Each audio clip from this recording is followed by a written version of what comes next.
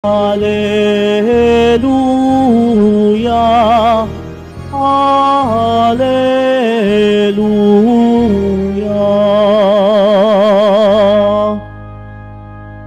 Papuri sa Diyos Ama, pagkat ipinahayag niya hari siya ng mga aba. Hallelujah, Hallelujah, Hallelujah, Hallelujah.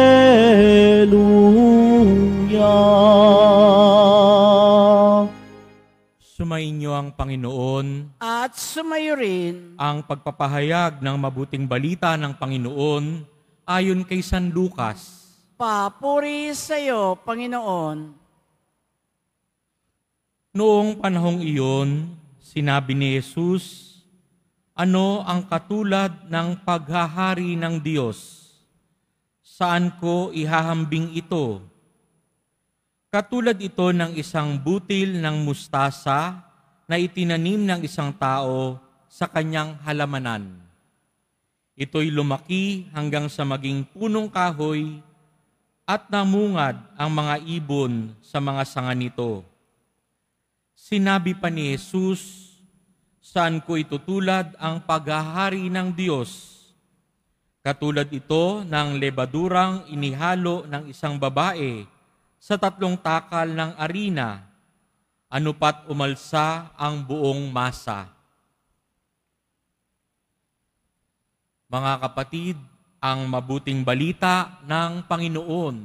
Pinupuri ka namin, Panginoong Heso Kristo. Magsiupo muna po ang lahat. May dalawang storya ng pagpapaliwanag si Jesus kung ano yung kaharian ng Diyos. Pero common sa dalawang storyang ito ay parehong maliit.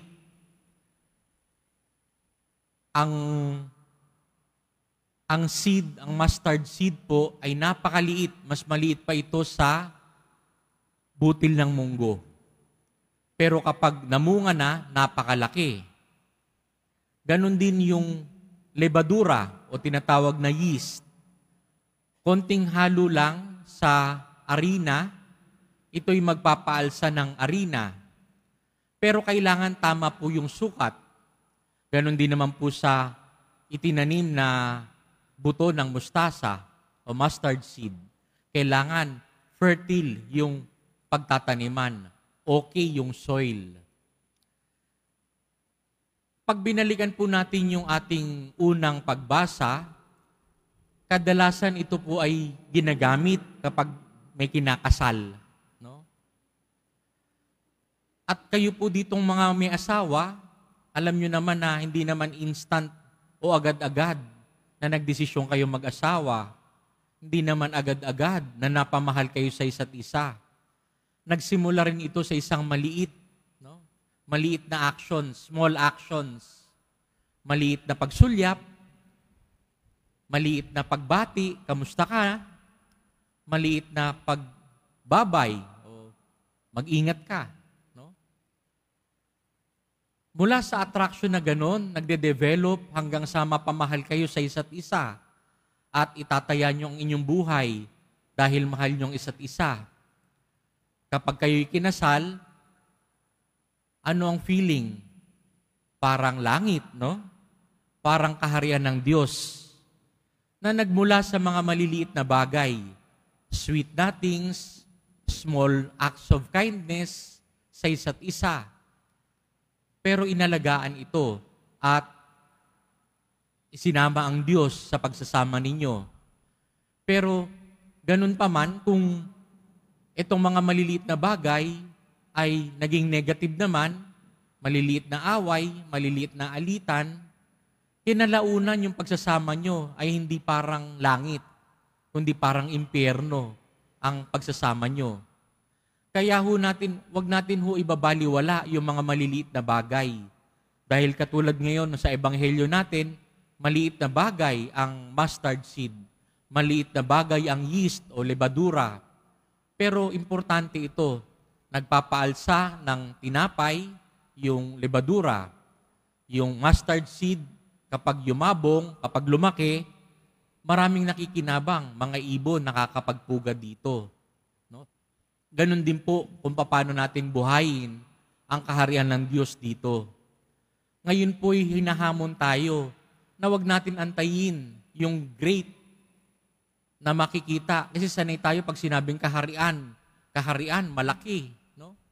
Pero bago maging malaki, ito'y nagbumula sa isang maliit. No?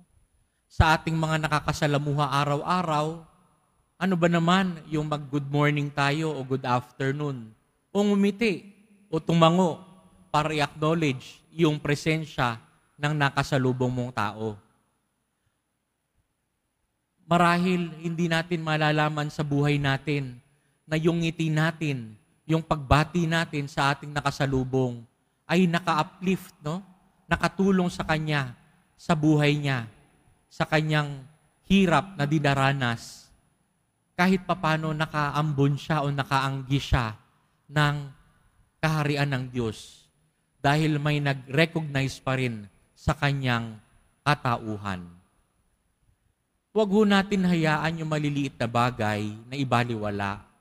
Maliliit na bagay na maaaring makatulong sa ibang tao. Maaaring hindi natin malaman sa panahon natin, pero kinalaunan, pag tayo nasa langit na, malalaman din natin yung mga maliliit na bagay na ating itinanim, maliliit na kabutihan na ating ginagawa sa kapwa. Malaking bagay po ito sa Diyos. Ito po'y makakatulong sa pagbubuo ng kaharian ng Diyos dito sa lupa. Amen.